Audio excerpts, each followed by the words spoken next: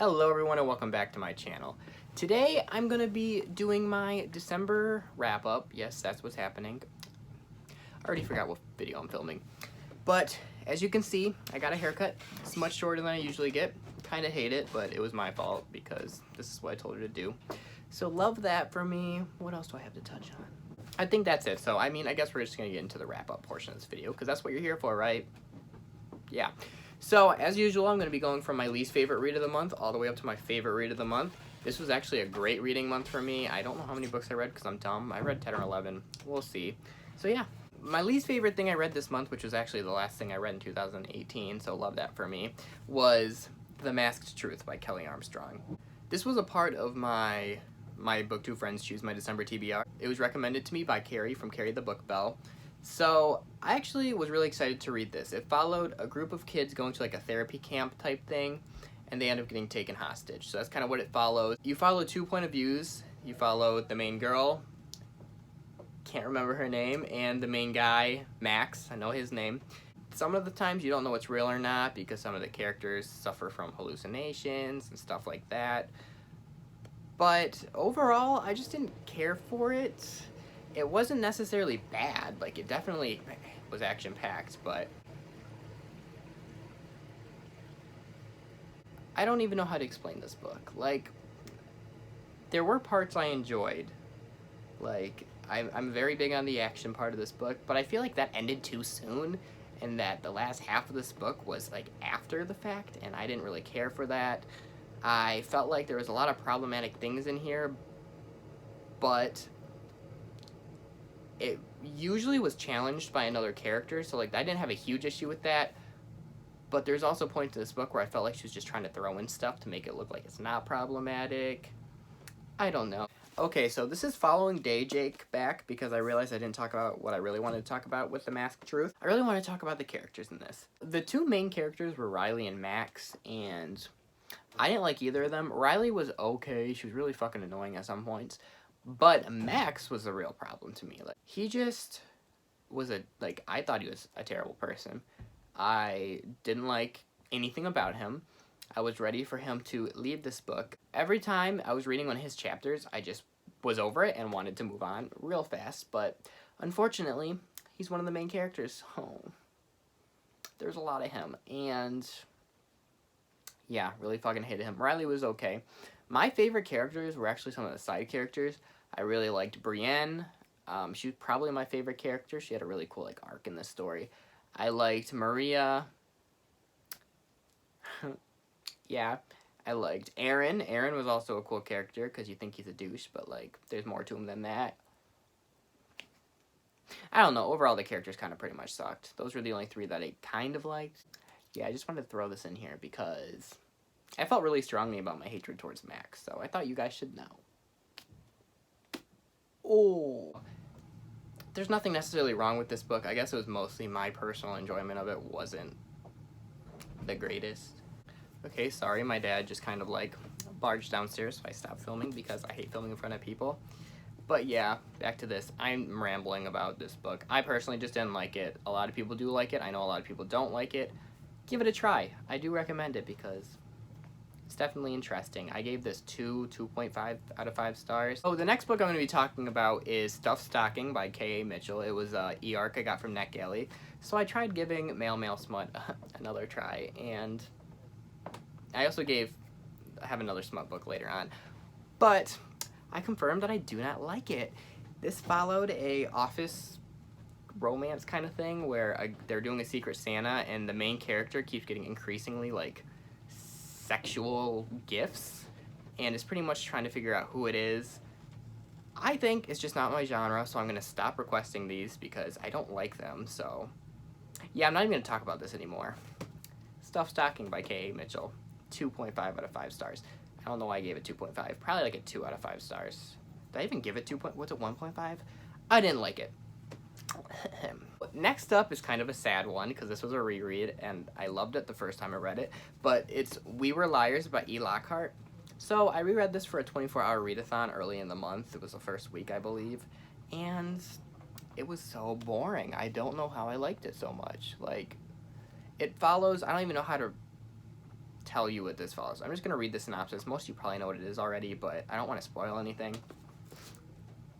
A beautiful and distinguished family, a private island, a brilliant damaged girl, a passionate political boy, a group of 4 friends, the Liars, whose friendship turns destructive, a revolution, an accident, a secret, lies upon lies, true love, the truth. So that's all you really should know going into this. I feel like it might be because it's either A, because I read this towards the beginning of when I started actually reading the amount I do, so maybe I just was, that might be why I gave it 5 out of 5 stars, or it also might be because this is the type of book you read one time, because it fucked me up the first time. I was sister shook, to say the least. But this time I was not. I listened to it on audio, didn't really care for it that much. It still was good, but, like, I cried the first time I read this. The second time I didn't even, like, have any emotion. I just didn't care. But yeah, 3 out of 5 stars. Next up, we have Saga Volume 5. This is one of my favorite graphic novel series, as it is a lot of people's. But this volume was definitely my least favorite out of all of them so far. We did get to see a lot of shirtless Marco, so we stand that part, but I don't know. It wasn't necessarily bad. Like, I gave it a 3.5 out of 5 stars, so it wasn't that it was bad at all. It was definitely good. I just preferred the rest of the volumes in the series. Like, there's nothing that happened in this that made me go like, whoa. There's actually some things that happened in this that kind of pissed me off, but they're spoilers, so we're not going to talk about that. But yeah, and let's talk about this copy I received. I ordered this off of Amazon. Like, it's a normal copy I ordered, but it's like, I don't know if you can tell, but it's like all bent up and messed up, and that upsets me, so we're just gonna skip it.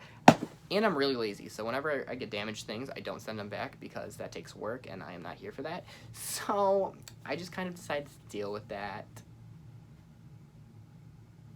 Also, I feel like I'm not really talking much about these books, but, like, I don't really care, so deal with it. So the next book I read was called Mary Inkmas by Talia Hibbert? I don't remember her name exactly, but...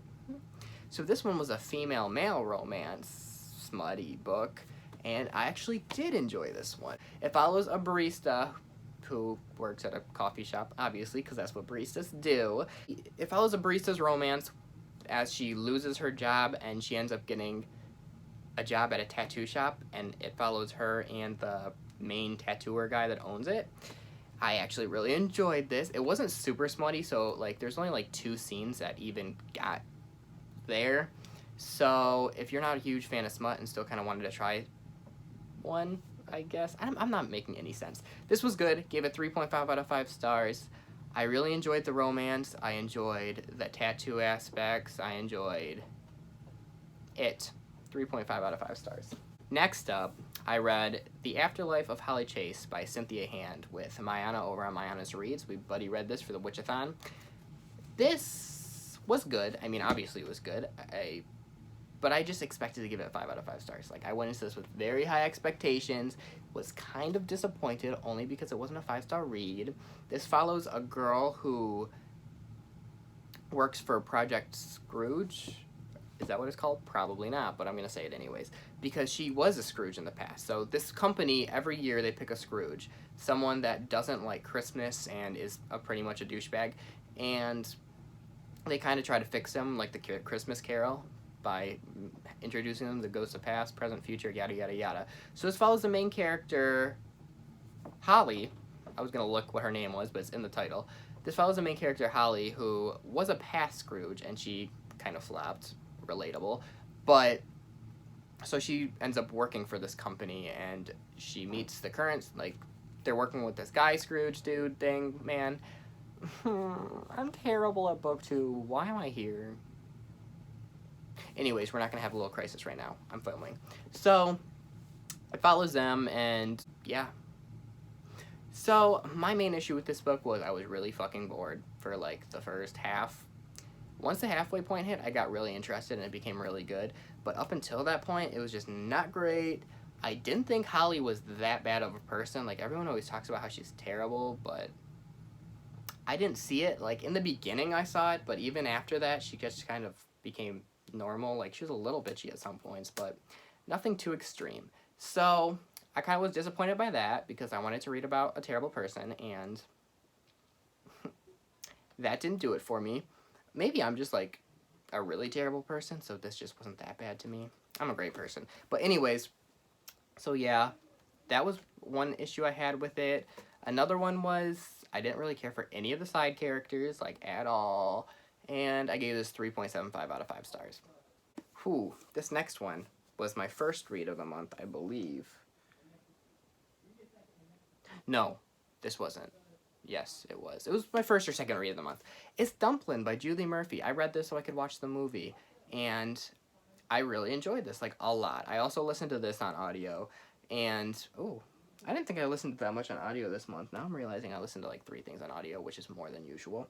So, most of you probably know what this is about. It follows a girl who is plus-sized, and her mother runs this big pageant that everyone knows about in Texas, and she decides to join it and kind of, like, start a revolution, go against the grain, you know. I can't think of words right now. Break standards, is that a thing? Sure it is. So, I really love this. I actually really liked Willow Dean. I know a lot of people don't like her for some reason, but I loved her. I loved Millie. I loved the best friend that I obviously don't care enough about to know her name, but I really liked her. Yeah, it was really good, and I really enjoy things like pageant things. You know, I enjoy pageants. I don't really like pageants, but I liked reading about this. I don't know what I'm talking about. I like anything that involves, like, a game, if that makes sense. Like, pageants to me is just a game, and I enjoyed that. So I like this. And let's talk about the Netflix adaptation. I fucking loved it. I love Danielle McDonald, I think's her name. She's literally amazing. Like, it was so weird watching her play Willow Dean and then watching her play Olympia in Bird Box. I was very shook seeing her go from this to that within a month. Like, both these movies were released within a month. She's amazing. Dumplin' was amazing. Bird Box was good.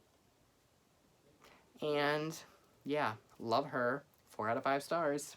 So this next one is a big one. Like, not big as in size, but big as in how the fuck haven't I read this? And I'm kind of upset because I read it in a weird order. But anyways, Throne of Glass by Sarah J. Maas.